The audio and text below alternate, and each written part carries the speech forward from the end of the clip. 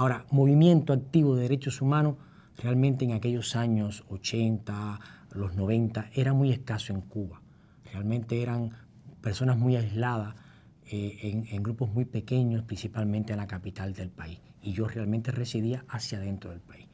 Pero los tiempos fueron cambiando. Se cayó el muro de Berlín, el régimen cayó en crisis, esto se incrementó, empezaron a aparecer grupos opositores hacia adentro de la isla.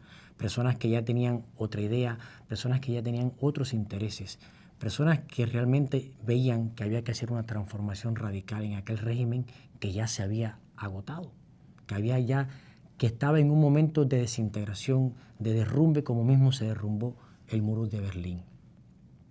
Y realmente ahí es cuando comienza mi activismo. Por lo tanto, me decidí un día a participar de estos grupos.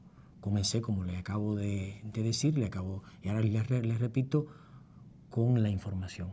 Escribir. Comencé a escribir. Inicialmente era un proceso, diríamos que bastante pequeño, bastante difícil. Una nota de prensa, un cuaderno, un lapicero. Escribíamos una nota. Esta nota se revisaba entre varias personas. Se transmitía por teléfono al sur de la Florida y las emisoras que estaban al sur de la Florida las rebotaban hacia Cuba. Como ustedes saben, el régimen interfiere toda esta información. Por lo tanto, más bien lo que hacíamos era denunciar hacia el exterior lo que pasaba dentro de la isla, pero era poco percibido dentro de la población cubana. Pero esto se fue incrementando, ya no pasamos de la nota informativa, pasamos de la nota informativa al periodismo investigativo. Ya investigábamos en la población qué es lo que pasaba en el entramado social, qué es lo que estaba pasando con el pueblo cubano. Aparecieron los primeros proyectos, como el proyecto Varela, aparecieron los grupos tratándose de como el Todos Unidos, la Asamblea para una Transición Democrática en Cuba, y ya esto fue tomando cuerpo, y ya nosotros sí comenzamos a ser visibles dentro de la población cubana. Ya teníamos un poquito más de preparación, ya podíamos reunirnos en pequeños grupos, y ya en estos momentos sí comenzó la represión sobre nosotros. Es decir, ya ahí sí el régimen no tenía otra alternativa que comenzar a reprimir. Cuando uno asume esta responsabilidad y se decide a saltar la barrera del miedo y entrar de lleno a decir lo que piensa, a pensar por cabeza propia, sabe que se corre un riesgo. Y el riesgo era bastante grande. Era un riesgo grande, pero había que asumirlo.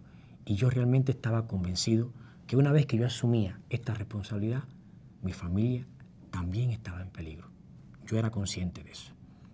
Era consciente y trataba por todos los medios de protegerlo. Como padre al fin, pues trataba de proteger a mi familia. Era algo innato. Ya los problemas no solamente van hacia tu familia, también van hacia tu ámbito profesional. Ya comencé a tener problemas dentro de mi trabajo en el hospital.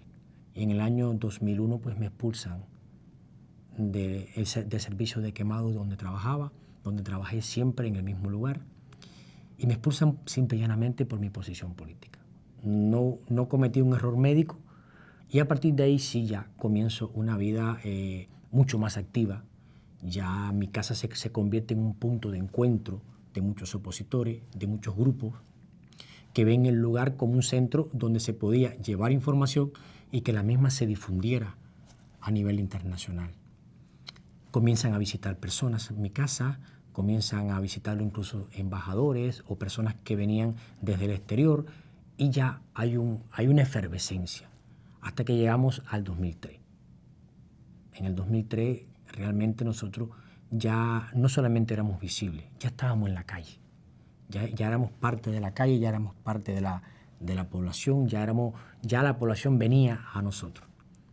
Y el estado de opinión y de la opinión pública internacional, incluso ya de parte de la población, era bastante favorable hacia nosotros. Y el régimen se dio cuenta de que había que tomar una medida en ese momento. Es decir, que ellos también estaban en peligro. Por lo tanto, había que dar un escarmiento. Y realmente fuimos un grupo heterogéneo escogidos al azar en toda Cuba.